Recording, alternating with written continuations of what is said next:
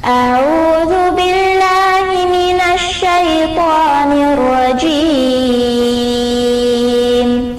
بسم الله الرحمن الرحيم السلام عليكم ورحمة الله تعالى وبركاته.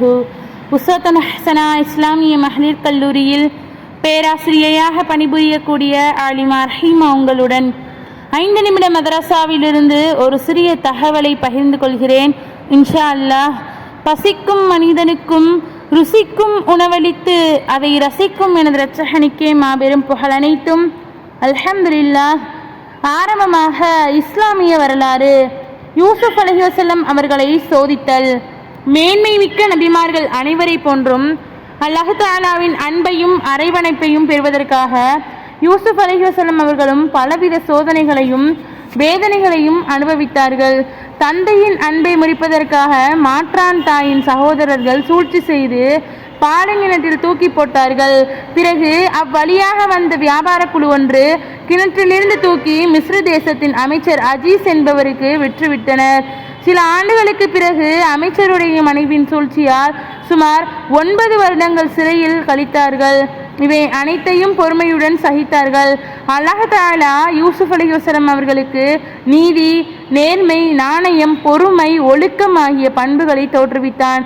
தமது பொறுமையின் காரணத்தால் பிரிந்து போன சகோதரர்களை மீண்டு சந்தித்து இணைந்தார்கள். இழந்துவிட்ட தந்தையின் பார்வையையும் அல்லாஹ் தஆலா மீளச் செய்தான். அனைத்திற்கும் மேலாக நபி யூசுப் அலைஹிஸ்ஸலாம் அவர்களை சிறையிலிருந்து வெளியாக்கி நபித்துவத்தையும் அரசாட்சியையும் அல்லாஹ் தஆலா அருளினான். இதை போன்றுதான் அல்லாஹ் தஆலா தன் நல்லடியார்களுக்கு ஈருலக பாக்கியங்களையும் கண்ணியத்தையும் அருளுவான். இன்ஷா அல்லாஹ். 2. அல்லாஹ் தஆலாவின் ஆற்றல். கண்களின் உருவாக்கம். அல்லாஹ் தஆலா மனிதனுக்கு கண்ணை வழங்கியுள்ளான். இதன் விழித்திரையில் ஒளி உள்ள இலட்சக்கணக்கான பல்புகளை பொருத்தியுள்ளான். இவற்றில் சில நிறங்களை உணரவும் சில தூர பார்வைக்கும் சில அளவை உணரவும் பயன்படுத்துகின்றன. இவற்றில் ஏதாவது ஒரு பல்பு அணைந்தாலும் கருப்பு, சிவப்பு, தூரம், அண்மை, பருமன், மெலிந்தது என எதுவுமே தெரியாது. எல்லாம் ஒன்று போல் தோன்றும். மதிப்புமிக்க இந்த கண்ணுக்கு ஒளி தருவது அல்லாஹ் தஆலாவின் இணையில்லா ஆற்றல் அன்றோ? சுப்ஹானல்லாஹ். 3. ஒரு ஃபர்லை பற்றி. ஜும்ஆ தொழுதல். ஜும்ஆ தொழுகையை ஜமாத்தாக தொழுவது அனைத்து முஸ்லிம்கள் மீதும் கடமையாகும். ஆனால் 4 வகையினருக்கு கடமை இல்லை.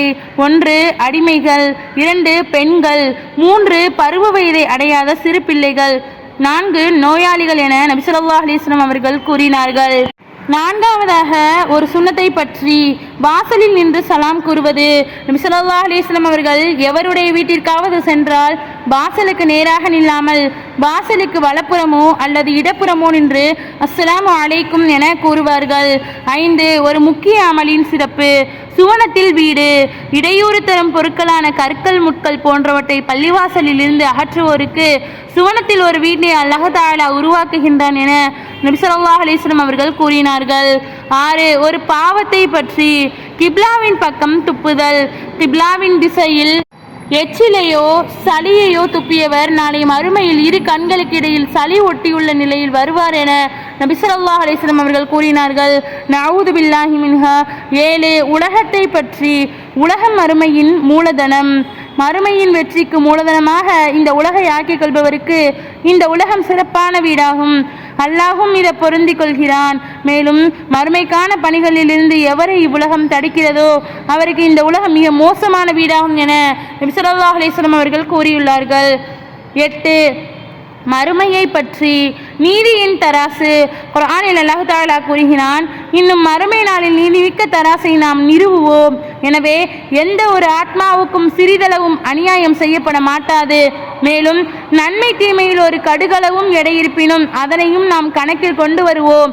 அவ்வாறு கணக்கெடுக்க நாமே போதுமானவர்கள். 9. நபி வழி மருத்துவம். காயத்திற்கு சாம்பல் இடுதல்.